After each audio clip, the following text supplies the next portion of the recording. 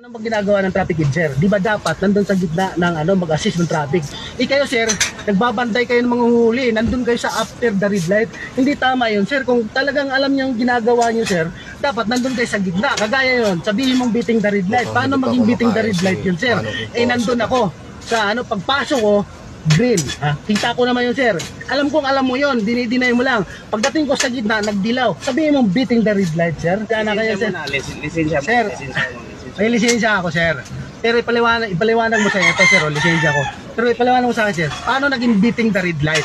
Ano mo sabing beating the red light, sir? Ano ba dapat gawin ko doon? Basta tinapakan mo na yung dilaw.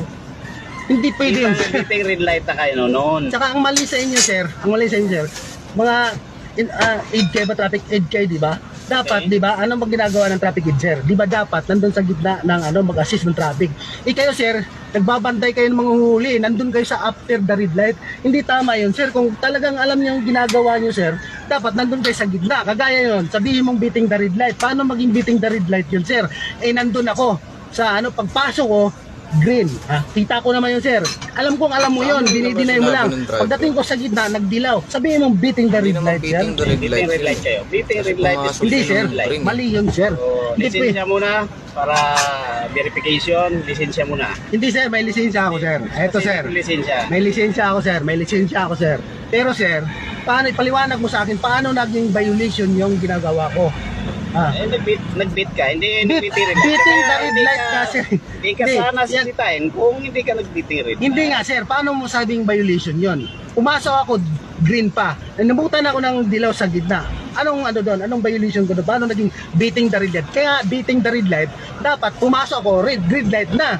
Yun, beating the red light ako. Pero, sir, pumasok ako, green pa lang. Lisensya mo na kasi nakaka-distract na tayo sa Ay, sir, hindi nga. Ipaliwanag niyo sa akin.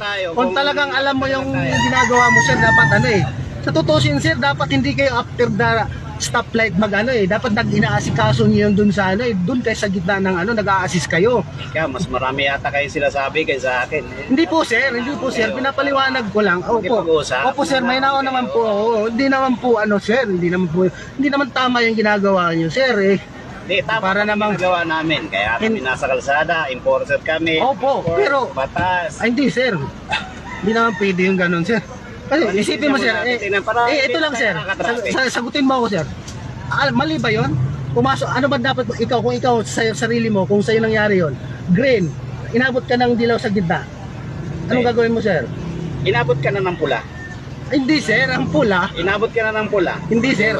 Alanganin nga yan, sir. Kaya nga, dapat kayo mga enforcer, sir,